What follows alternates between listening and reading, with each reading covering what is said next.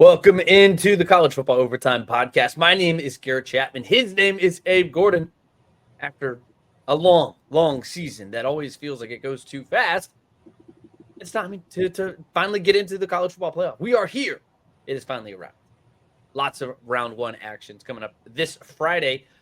Starting off with Notre Dame and Indiana. Then we got three awesome games coming up on Saturday. And we're going to break it all down right here. Abe Gordon, Garrett Chapman right here on the College Football Overtime Podcast.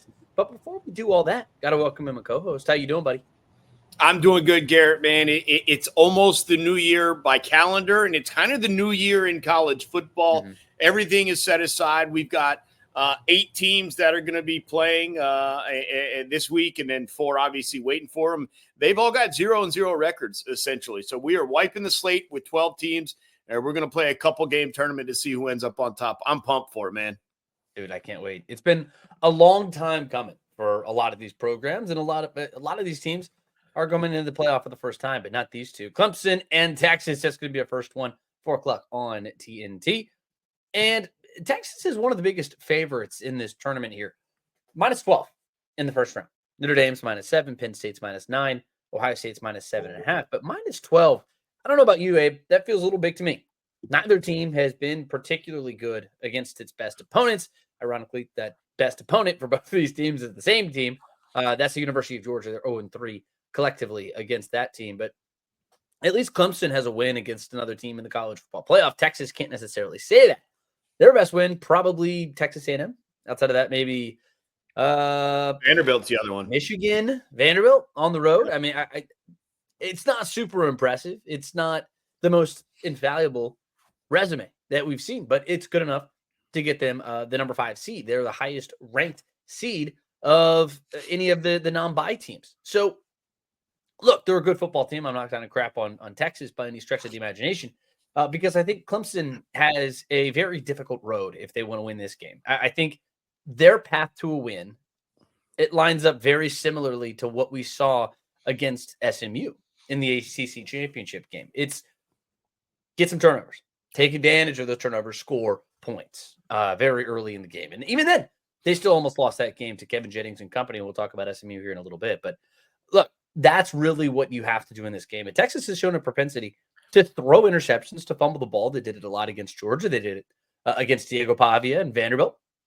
But that Tiger defense needs to have a big day because Texas's offense, it only has 1 touchdown in their last 6 quarters. It is getting back Kelvin Banks, who won a Lombardi Trophy and the Outland Award. So I wonder how much success that defense can really have against Texas. Is a really good offense, right? And then that gets me to my secondary question: how long of a leash does does Quinn Ewers have before Arch Manning potentially comes in and gets some looks? What do you think? Yeah, a couple of things. I mean, you mentioned Clemson's going to need turnovers, and you hit on it. Yeah, Texas will potentially give you the ball a couple of times. So we'll see if that plays into it. I sent you a text, a graphic a couple of weeks ago before you spent some time in Vegas potentially betting on this game. But you know, I pulled it back up. Texas is number 1 nationally in yards per play defensively, 2nd in points per game allowed, and the best overall preventing 20-plus yard plays per game. And I said, is Texas's defense really this good? Or is it kind of a combination of the offenses that Texas has played? And when you talk about what's their best win, Texas A&M's offense is no good. Michigan's offense is no good. Oklahoma's offense is no good. Vanderbilt's okay. And then obviously they struggled mightily when they had to face a little bit better, stronger offense in the Georgia Bulldogs. I think they're going to be tested again. I don't know if this stat is like, hey, this is the reason Texas is here. They are one of the best defenses in the country. But I do think Clemson is going to be able to push them a little bit if Phil Moff is 100%. And I think separating this game from obviously when the conference championships were, you're going to have, 18, 20 days, whatever it's been. And that's going to be something I bring up over the course of this podcast is how many players got close to 100%. And that, by the way, includes Texas quarterback Quinn Ewers. Yeah. I'm not as quick with this leash discussion as will they turn to Arch Manning? I understand why, but I think with the time off, I think with the prep, you probably devoted as much time as possible in practice to getting Quinn Ewers ready. We're talking about it here in Atlanta, Garrett, and the Falcons made a quarterback change, and there was a discussion like, hey, Michael Penix hasn't thrown to any of these guys. I wouldn't be surprised if it's relatively similar with Texas, where Quinn Ewers is getting just the bulk of the work, and I don't know how much Arch has really thrown to those guys. Now, obviously, if it's like that bad, historically bad, and you need a spark, then sure. But if you're talking about like two touchdowns, one interception type of game, I'm just not as quick to pull. That's all. And then the other question is which Texas run game is going to show up. Obviously, in the games against the Georgia Bulldog, those two losses, they didn't get much. They didn't get much from Wisner. They didn't get much from their offensive line. It was a real problem. But we have seen games in which they have been able to dominate up front, and they have been able to get going, and especially against Texas A&M. That was Wisner's best game of the season. And so can they get the run game going to help support Quinn Ewers to kind of take the pressure off, make it so he doesn't have to sling it around the field? And then the other question is the Texas run defense. Mm-hmm. It just feels like you talked about Clemson probably needs some turnovers. They also need to run the ball, and that includes Cade Klubnik with his legs.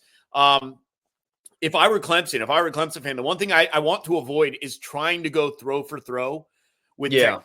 I think they got a better receiving core, and quite frankly, I think they have a quarterback that's a little bit more big game tested, a little bit more for the moment. He hasn't always performed great in those games, but he's at least been in that situation. It feels like a little bit more than Klubnik, although Klubnik obviously just led this team to an ACC title game and did well in that game. This is a fascinating combination of two orange teams that's going to go down. And the other thing we'll talk about across all four of these games at varying degrees, the home field advantage for Texas. Mm-hmm. What's it going to be like? It is an afternoon game.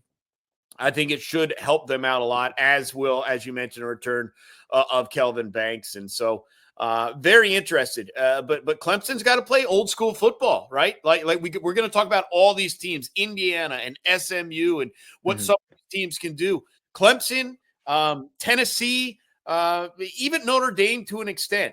What are they looking to do to dominate? Run the ball and play defense.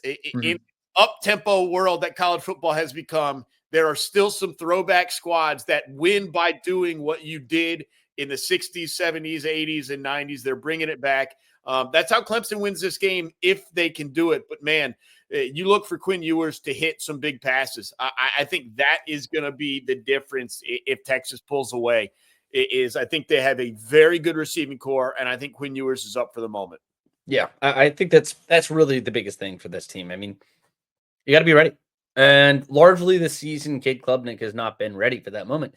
He hasn't been super great throughout the course of the season. He was against SMU. He goes for nearly 300 yards, 4 touchdowns in that game, most of that coming in the first half. And that's what I'm saying. Like, that's that Clemson team. If that Clemson team shows up and punches Texas in the mouth, I worry about Texas's ability to respond because they really have not been punched in the mouth except for when they played Georgia in that first meeting. You know, that team that they played in the SEC championship game didn't really punch them in the mouth like they did it that first time. So if Clemson's able to do that, then I think they have a shot. But if they don't do that and Clemson gets behind and you need Cade Klubnik to do it with his arm and just his arm, then I worry for Clemson. And that just feels like the logical path of this game. I feel like we've been very hard on Texas here so far in this preview, but it's just they haven't stepped up at this point in the season. You know, I mean, like they are not somebody who I feel like has done everything that they can in the biggest games that they played because they just really haven't had a lot of opportunities to do that.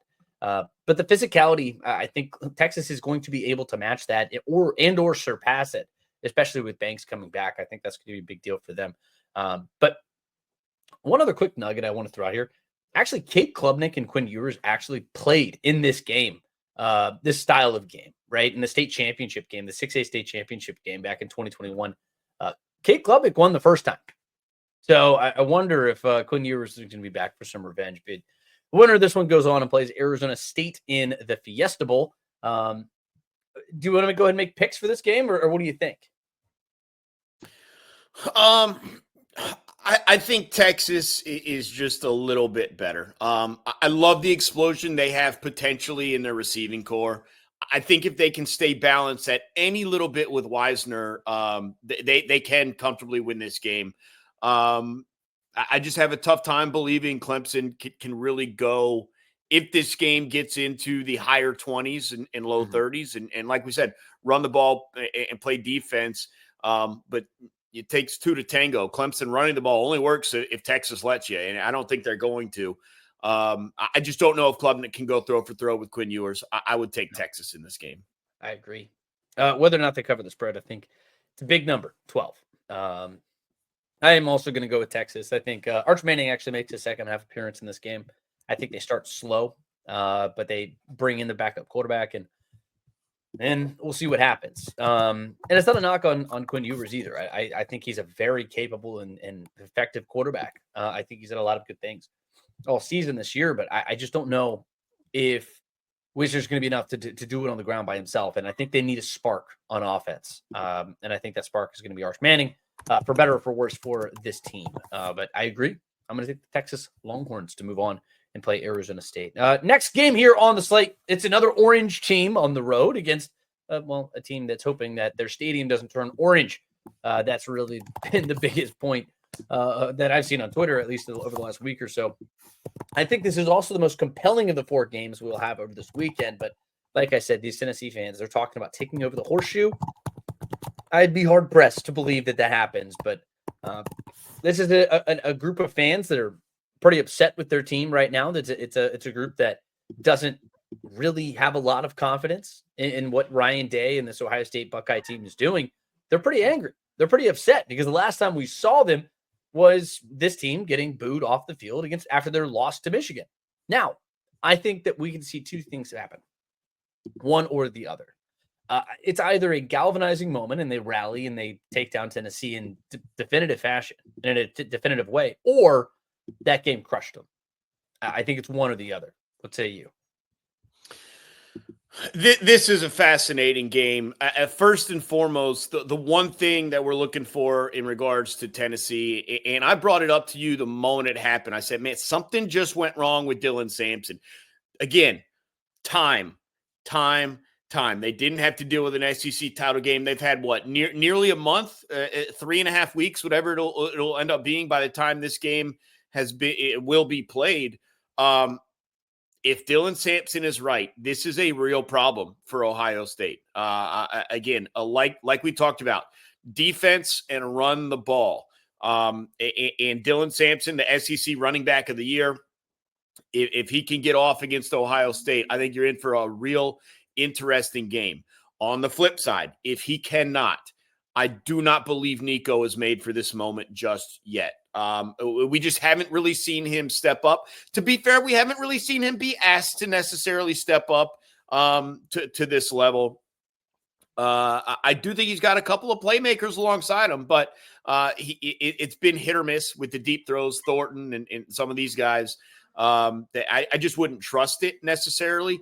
They've got to play an ugly, low-scoring game. And when you look at the Buckeyes, I still think everything's in front of them. Look, they look terrible against Michigan, and Tennessee's going to bring in a defensive front that now I want to be clear about Tennessee's defensive front. They do not pressure the quarterback the way you would think they do, but they still dominate games. And running the ball is going to be very difficult against them. I think screen passes and short passes are going to be very difficult as well. And the good news for the Buckeyes, you've got guys who can stretch the field. You got Ibuka, you got Jeremiah Smith, and if you can't get it to them short, you can get it to them deep. And so I think that's what Ohio State's going to look to do. And we saw them kind of get manhandled by Michigan. I think Tennessee might be a little bit more of the same, but once again, they don't necessarily get after the quarterback as much. Might not be a game where you see the run game explode. Might not be a game where you see Will Howard use his legs as much, but I think passes are going to be there for Ohio State. And so they've got to turn this into a track meet. I think that's where it certainly would be comfortable for them. But, man, this is a very tough Tennessee team. It really is. I just wonder if they have the offense ultimately to keep up. If it gets into a high-scoring affair, I just don't know if they're going to be able to roll up and down the field with Ohio State. And so I think Ohio State needs to turn it into, look, there's a ton of look, Ohio State had it all in front of them. I still think Ohio State is one of the 3 most talented teams that remains of the 12, but they just didn't put it together at the right time. Can they put it together now? Can they regroup? As you mentioned, the pressure on Ryan Day. I don't care what the AD says. If he loses this game, there's a good chance he loses his job here. Yeah. There is a ton of pressure on Ohio State to perform. I do think they will. I really do. But Dylan Sampson, man, he's the guy. And if he can get in that, like 150 plus, you might be in for a long night if you're a Buckeye fan. Yeah. I think that's really that magic number. You need him to get up into that range. Let's put a pin in that pressure conversation. I want to ask you about that here in just a second. But I agree. I mean, the offense has to travel for Tennessee. Far more important than their fans traveling. Nico Iamaleava, he doesn't need to win the day, because if he wins the day, it means that your rushing attack wasn't going, which means I don't think that that's going to be the case, that they actually have much of a chance to win this game if Dylan Sampson doesn't go off. He needs to run the ball really effectively. I think that's just really that simple. But I mean, there's a solid comparison between what Tennessee does and what Michigan does. I mean, like, those are 2 very similar teams. They both have really strong defensive lines. And I mean, look, James Pierce, Amari Thomas, Bryson Eason, like they got some dudes on that defensive line. They're 5th nationally in scoring defense, total defense, the number 1 third down defense in the country. It's a group that can do a lot of good things. That secondary has been solid this year too. It's just the fact that Ohio State, I feel like, still has not played its best game. When will that happen? Who knows? I really don't know, because that offensive line, it has not been good at all. And it's really cost them here late in the season. And I think it cost them against Oregon. I think it absolutely cost them against Michigan.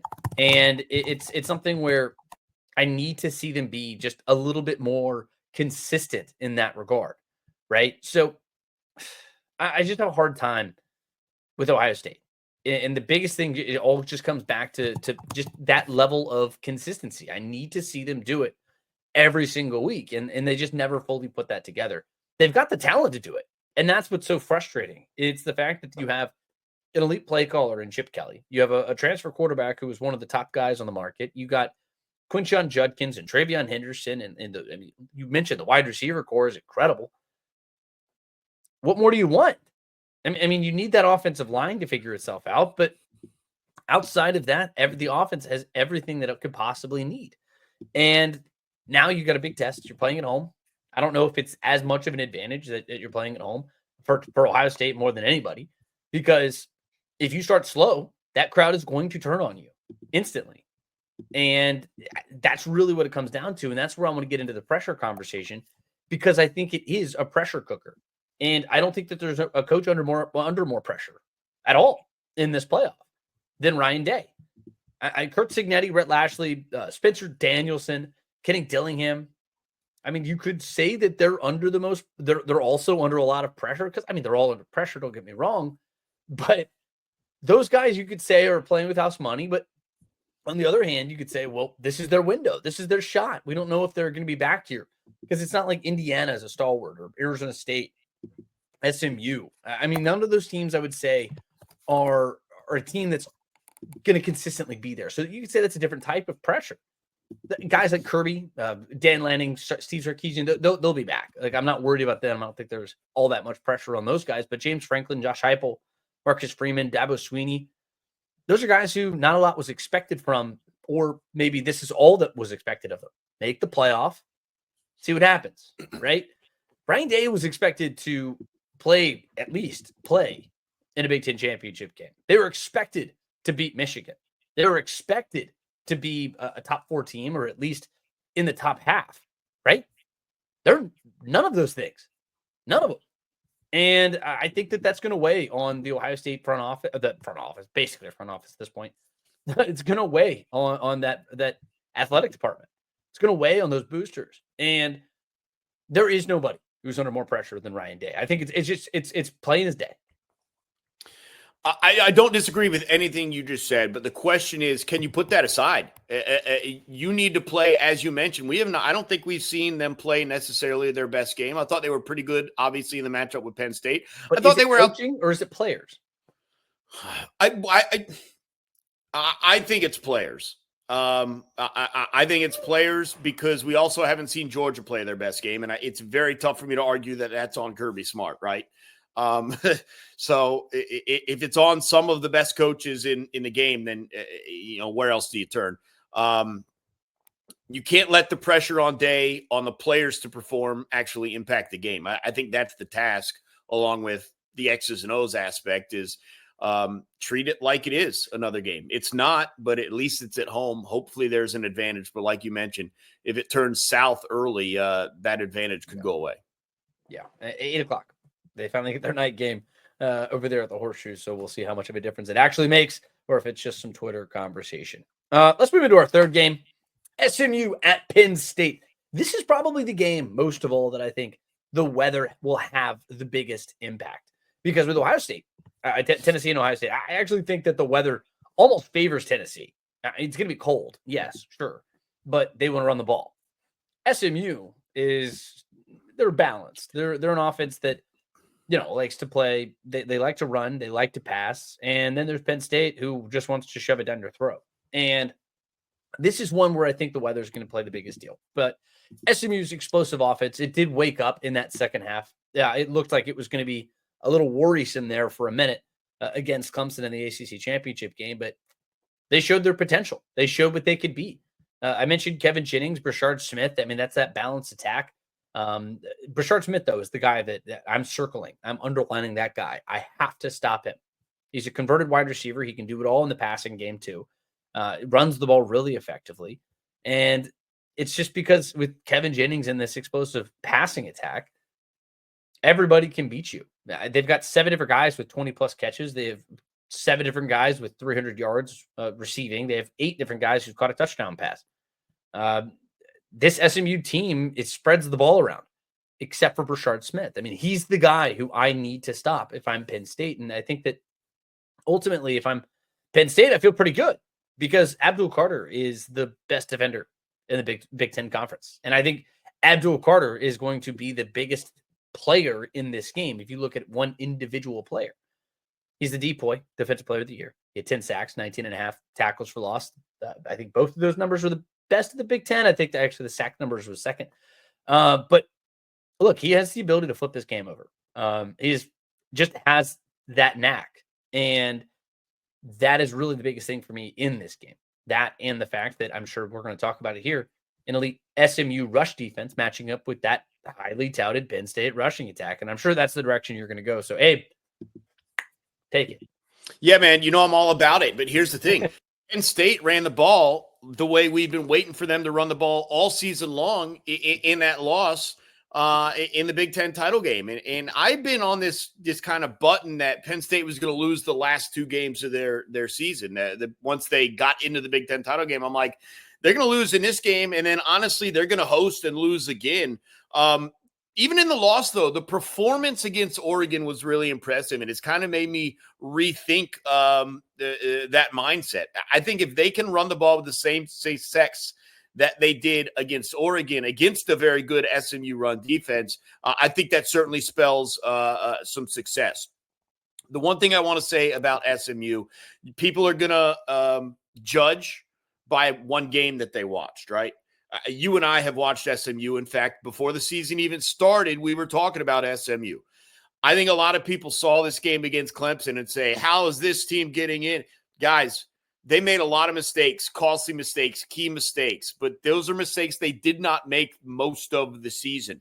2 massive errors on special teams to go along with early turnovers. I think if they can clean it up, they can play a much stronger game, and I think they will be able to surprise some people. I think Kevin Jennings is going to surprise some people who haven't really seen them, and I do think it's interesting that the second half they had against Clemson, and can they take some momentum built there and move it forward? But they've got to clean it up. They're obviously not going to go on the road and beat Penn State with terrible special teams, missed field goals, huge returns given up, et cetera, and multiple turnovers from your quarterback. So they've got to clean that part of it up. But I think this is a winnable game. The question for me is what Penn State team are we getting? And now we start to talk. You talk about pressure, and I agree. Ryan Day is under the most, but James Franklin's got to win a big game at some point, and if not now, when?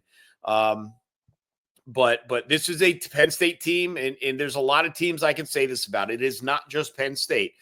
I just don't know what Penn State team I'm getting on a given week. They have done a very good job of rising to the occasion, albeit in losses.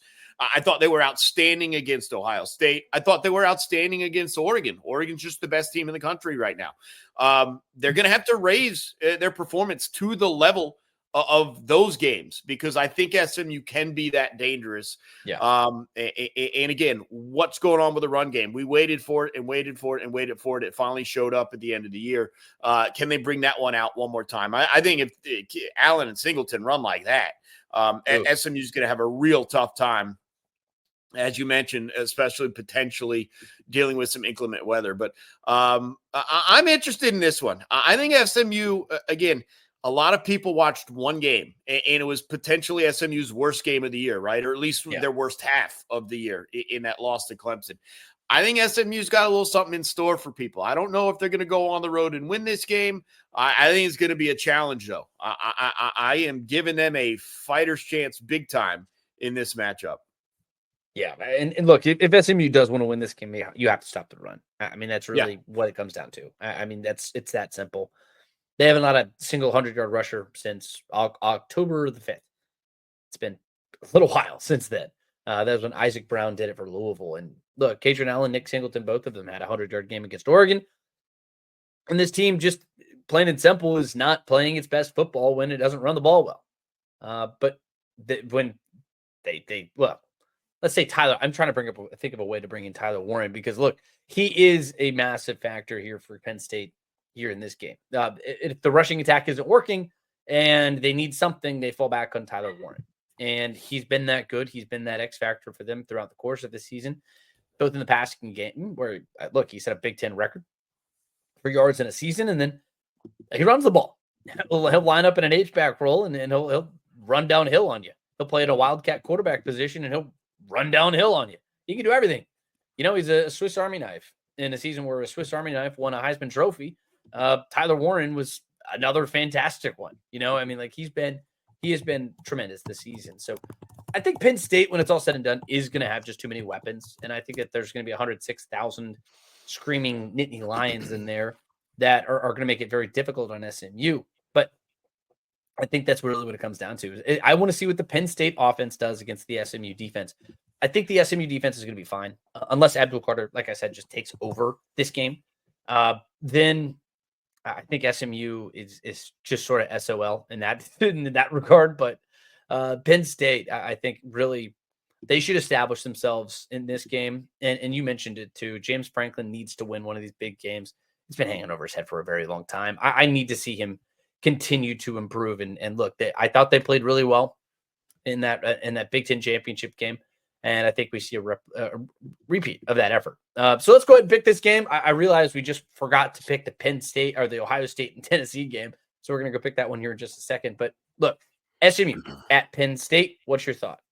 Yeah, I am going with the upset here. I really am. I think SMU's better than what they showed against Clemson. And the other thing that we've got to mention, SMU's playing with house money. Indiana is playing with house money. I think the amount of pressure on one team versus the other in those two specific matchups, huge disparity. And I think that mindset's going to carry them. I think they're better than what we saw last time out. I think they're very, very dangerous. And I just feel like Penn State offensively, and it's a great shout on Warren. I think if you can limit him, I think SMU's run defense speaks for itself. I really do. SMU is the fourth best run defense in the country. Mm-hmm. I think they could spring the upset here. I really do. And now, again, they got to play smart. They got to play clean. That's going to be the biggest aspect of it. But if they play clean, I think they win this game. I'm going with the upset. They have to play clean. They have to. Yeah, of course. I think SMU needs to play a near perfect game to win this one. Right.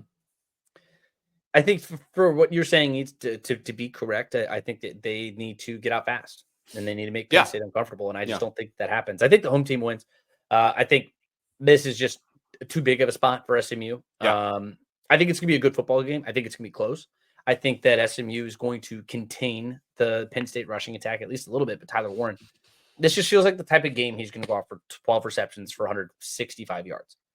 Right? That's just kind of what it feels like.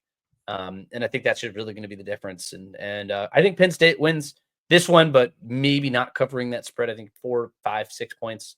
I think that's what feels right to me. Quickly, I'm going to go backwards for the first time in our podcast history. Tennessee and Ohio State. What's your thought here? What's your pick? This is a really tight game. I think Ohio State's going to win. I think they can get enough points on the board that Nico can't quite compete. They just got to limit Dylan Sampson. It just feels like it's such an easy path to victory if you can control that man. Not many teams have done it this year. Some teams have still found a way to get by Tennessee, letting him get off. But I am going to go the home team, but this is a really tough one to call. Yeah, this one's going to be tight. There's a reason this is the highlight of the weekend, in my opinion. Ohio State and Tennessee. I keep going back and forth because I feel like you can't get what Michigan did to Ohio State out of your head. I can't. And Tennessee's got a defense that is certainly right there. And I don't blame you for having hesitations of which Ohio State team is going to show up when you're relatively comfortable saying we know what Tennessee is going to bring. They have been relatively consistent all year. They haven't had a ton of just complete stinkers. The game against Georgia, the exception. But the last time out we saw Ohio State, it was not pretty. And how do you remove that? How do you expect them to be any different? Yeah, I'm going to go Tennessee. Just okay. All right. I have to pick a road team at some point, I guess. It's a coin flip. It's a coin flip in this game. Give me Tennessee. I think you make a really good point. If Dylan Sampson isn't fully recovered, which hamstrings can be notoriously not great. Right. If he's hampered at all, it's over. They need Dylan Sampson to have a really big performance here, but I think he can do it. And I think Nico Iamaleava, he can make enough throws at least to make this game a good one. It's going to be a really good football game, and I'm really excited for it. Last one here, a pair of Hoosiers, except one team is actually called the Hoosiers. The other one just plays there. It's Indiana at Notre Dame, 8 o'clock on ABC. This one coming on Friday night. And these are two teams who, like I mentioned, they share Indiana, but they don't play each other all that much. They played just one time in the last 60 years, and that one time so happened to be 33 years ago. So I wasn't even alive. I was not even in the apple of my mother's eye. I don't even think my older brother wasn't even born when these guys were playing. So it's been a minute. It's been a little while. And neither of these teams really have played a particularly difficult slate here to this point. But this game is also a stretch of nasty streaks. Notre Dame, they've lost 10 straight bowl games, designated as New Year's 6 games. So the Rose, the Cotton, Fiesta, Orange, Peach, and Sugar. It's the longest such streak in college football history. This game doesn't carry one of those designations, but it is a college football first round playoff game. But on the other side, Indiana, they have only one win over a top 5 team ever. And that came in 1967. So overall, their record is 1-71 in that regard. Not very good. Not really good for either one of these teams, but like Abe always mentions, and he'll never fail to remind me whenever he starts talking here in a minute, those games, that doesn't really have a lot of impact on this game necessarily. It seemingly has over the last couple of years, and for Indiana, a little bit longer than that, seeing as they haven't beaten a top 5 team since my parents were alive, I guess. It's been a little while. It's been a little while for both of these teams, but look, the winner of this game moves on to play Georgia. I think both of these teams have had really, really good seasons, and you traded in the quality of opponent for just absolute sheer domination. These are two teams who win effectively by 4 touchdowns every single time they roll out onto the field. But now that they're going to be going up against stout competition, who wins the day? Yeah, I think this is a very favorable matchup for both defensive sides of the ball. Notre Dame is 10th in the nation in running the ball. With Jeremiah Love, Riley Leonard as well, the quarterback, they're certainly going to look to do that. Here's the problem: Indiana is the best team in the country by a fair margin against the run. I think they allow less than 80 yards per game. It's the best number in the country. 70. Yeah. I think it's a very good. I think it's a very good matchup defensively, and Riley Leonard's going to have to open it up, I believe, with his downfield passing. And so, interested to see how that works. On the flip side, Indiana wants to throw the ball. One of the best secondaries in the country belongs to the Irish, and so I think the defenses can win the day on both sides. And so, I'm almost looking for little wins, right? Obviously, Notre Dame, statement drives, running the ball right down the throat of Indiana. You can make your statement. And for Indiana, finding chunk plays, converting third down, stuff like that. This is a fascinating matchup. It really is, because I just don't think people know that much about Indiana. And quite frankly, I think people wrote off Notre Dame after Northern Illinois and have not paid much attention to them either. And so it's going to be really, really interesting to me to see what sort of feel this game has. Weather may play a role in this one, but Kurt Cignetti, went on record and said, hey, like Curtis Rourke, our quarterback, is from Canada, man. He's from the frigid areas. He ain't going to be bothered by it. So really interesting matchups, though. I think Indiana's got a very good opportunity in this game. I think it's a little bit more favorable to their style of play than people want to admit. I'm not saying they're a better team and that they're winning games. I just think the matchup is not like crazily one-sided based on how these two teams want to play. Again, if Notre Dame, with that offensive line, with that running back Jeremiah Love, and with Riley Leonard's legs, if they can move the ball on the ground, it's going to be a real tough night for Indiana.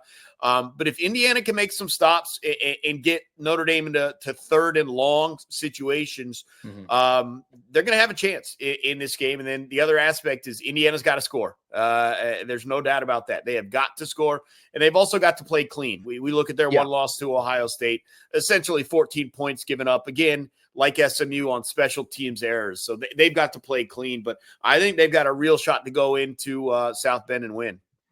Yeah, no, I do. I agree with you. I think the weather favors the Irish, and I think the more the game wears on, I think the more Indiana is going to get worn down a little bit. Their worst performance of the season came against Ohio State in that regard, 129 yards allowed on the ground, but it was still a pretty respectable number. And I think that if Notre Dame wants to win this game, they want to run the ball as effectively as possible. They don't want Riley Leonard having to throw the ball all that much.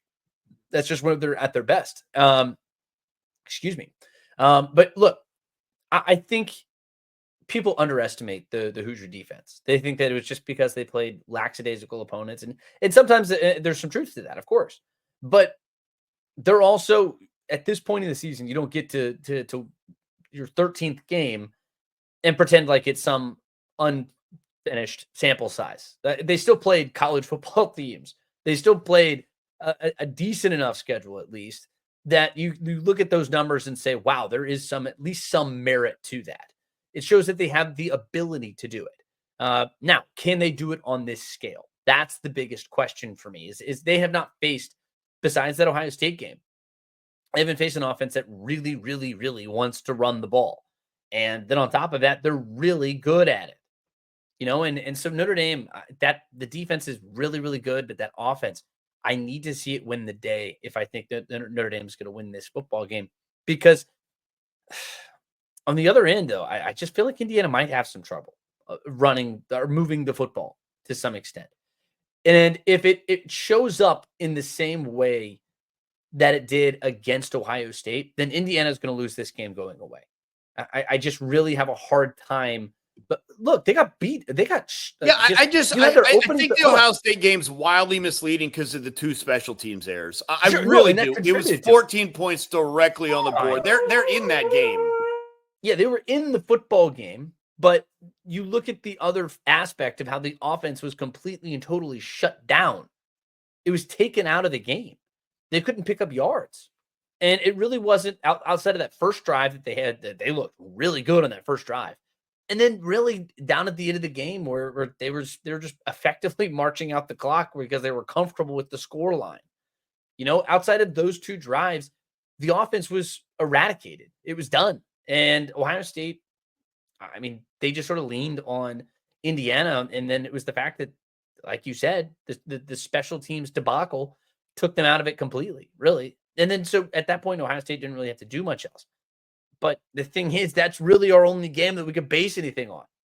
They don't really have anything else that we can look at, because there is no marquee win on their schedule. There just isn't. And at least Notre Dame, you can see what they've done against a competent Army team, a competent Navy team. You saw what they did against Texas A&M in College Station earlier this season. So at least there's something to fall back on to some extent, right? So I wonder how much that's going to affect Indiana in this game, but they're coming in here with a chip on their shoulder. I think they're fully capable of winning this game. Oh, I I don't just have a hard see. time That's the picking other against thing. Notre I Dame. don't think there is a chip on the shoulder. We talk about playing with house money. I think certainly Indiana should feel loose. There is no pressure on them to go into South Bend and win. That doesn't mean the players don't want to win or the coach isn't, trying hard. But I think that the potential of them not feeling the moment and just being themselves could also play its own factor. Yeah, and this Notre Dame defense too. They've been beat up. Howard Cross should be coming back in this game. That is a big deal for them. Let's move into a pick for this game. What do you think? Go ahead. What's your pick? Yeah, I think this is a fascinating game. I am still going to give it to Notre Dame. This is tough for me because I obviously badly want to see Indiana win, and I think this is a game that could go either way.